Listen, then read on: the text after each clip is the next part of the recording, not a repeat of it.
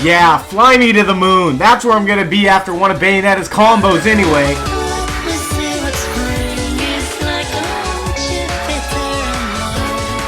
The Smash community can agree that Bayonetta is one of the strongest characters in the game.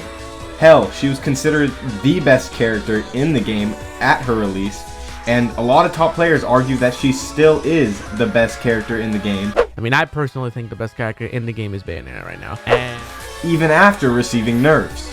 Bayonetta is a fundamentally broken character. It's because Bayonetta plays like a Marvel vs. Capcom character. Whose idea was it to let that type of character in this game? Was it you? Or was it you? No, actually, it was the Europeans, remember? Which is funny, because Spain actually tried to ban Bayonetta at one point. Anyway, let's get on to the video. This witch needs to be burned. Salem witch trial style. Wait, Salem? Witch? Bayonetta's a witch? That's a crazy coincidence.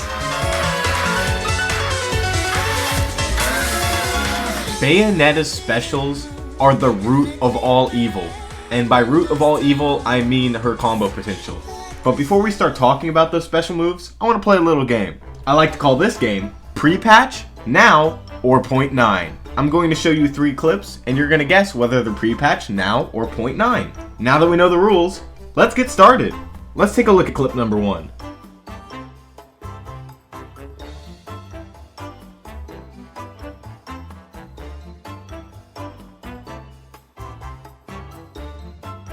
Ooh, spicy stuff. But I have a feeling clip number 2 is going to be better.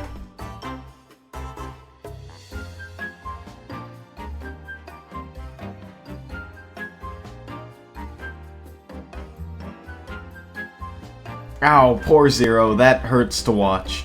But let's round it out with clip 3.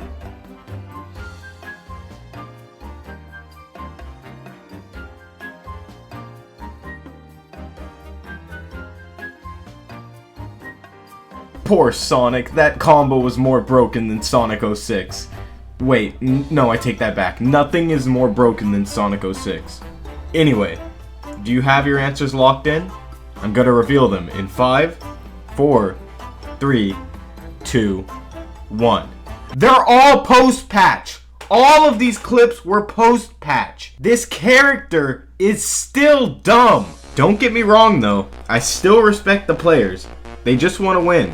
That's why they pick Bayonetta, and that's fine. You have to respect that. They want tournament wins. They're gonna get them if they put the time into the character. I just feel bad for the people who really enjoyed the Bayonetta games that wanted to play her in Smash Bros, but didn't want to be associated with all the hate the character gets in Smash. Kinda like me right now. But let me show you some of these special moves so that way I could justify my hate. Bayonetta's up special, Witch Twist, is one of the best combo extenders in her kit. I mean, look how disjointed this thing is. This hitbox is almost as big as Captain Zack's ego. One of the other things about Witch Twist that I never understood is that no matter which side of Witch Twist you get hit by, you're always going to be sent to the front of Bayonetta so she can extend her combo. This makes offstage situations against Bayonetta so frustrating. Another one of her combo extenders is Side B. Side B has 2 variations. One that goes upwards and another that goes downwards. The one that goes downwards isn't as useful anymore because of the nerfs, but the upward angled one is still deadly in combos. Not only is it a reliable tool to use after your combo starters, but it drags whoever's getting hit by it upwards and out. The fact that it sends people upward alongside Witch Twist is crazy, because it gives Bayonettas these ridiculous ladder combos. Bayonetta is one of the only characters that consistently can bring you from the bottom of the stage to the top of the stage in one combo. it's me, Mario! You shut your mouth. You're gonna get your rant sooner or later.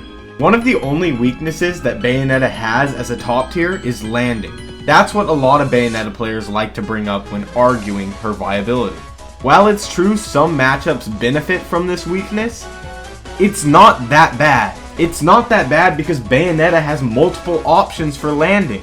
Of course you can DI your landing away from the opponent or air dodge through one of their attacks into the ground, but you still might get punished for all that landing lag. Well, that's where Bayonetta's other options come into play. You can simply grab onto the ledge if you're not in the middle of the stage, or you can land with a witch time, or cancel all your lag completely with bullet climax. So yes, you have to do some mix-up if you want to get on the ground without being punished. I think that trade-off is well worth it when you're able to take your opponent from 0% to potentially their next stock with Bayonetta's ridiculous combos. Oh, let me finish talking about her other specials though. The first one I want to talk about is Bullet Climax, her neutral beat. The neutral beat that completely destroys the neutrals for some characters. A lot of projectiles can't even get to the other side, and it makes it super hard for certain characters to approach.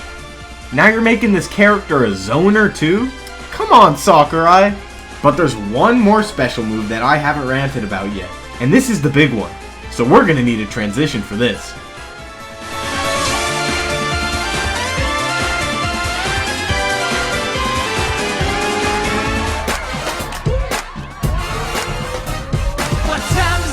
Good witch time has started. This is how it gets started. This is how it gets started. This is how it gets started. This is how it gets started.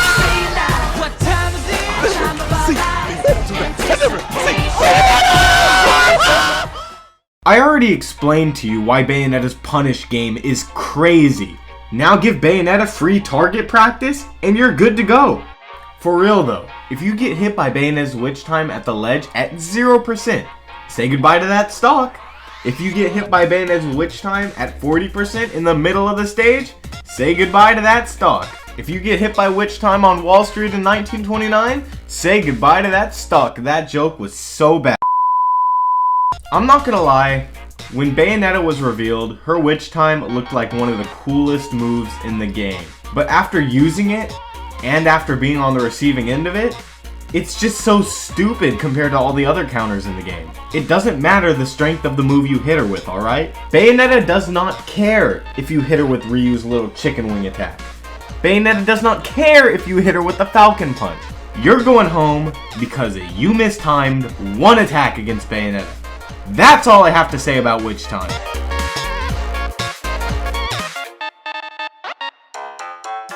Honestly, Bayonetta's normals are probably the one thing that I'm gonna rag about the least next to her grab game. Bayonetta's normals are one of the least used things in her kit. A lot of her normals help her set up combos, but the majority of them are just mediocre compared to the rest of her kit. That being said, her rapid jab is probably the silliest of them all. Her rapid jab is practically inescapable. No matter how hard you try to SDI this move, I don't think you can get out of it!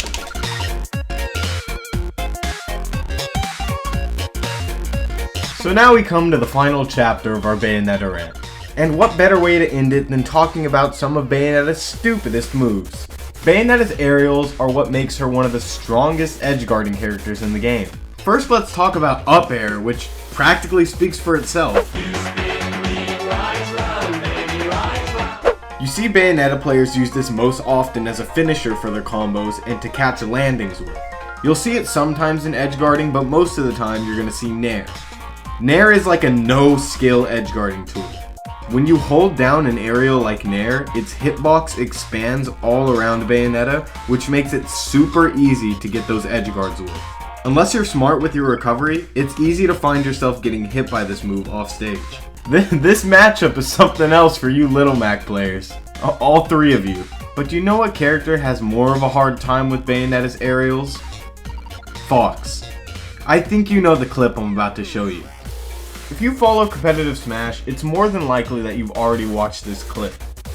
The stupidest thing about this clip though, is that this is all confirmed. These forward air to forward air to forward air to forward air combos are all true on fast fallers like Fox. It's ridiculous. And then you can finish the combo off with a triple jab in the air at the end of the stage. That's ridiculous. Solid players like Larry Lurr have the matchup experience and have the knowledge to know that these sort of things can happen. But when it does, there's just no avoiding it. You have to play Bayonetta's game if you want to win the match. And if you can't do that, expect these sorts of things to happen to you. It's just because you're bad. Learn the matchup. If you seriously think that's why most people struggle fighting against Bayonetta, then you are deceiving yourself against how good Bayonetta is. Maybe people who struggle against Bayonetta do need to pick up a new main. Maybe people who struggle against Bayonetta do need to learn the matchup. Doesn't mean they can't let off a little steam once in a while. We all know K9 does.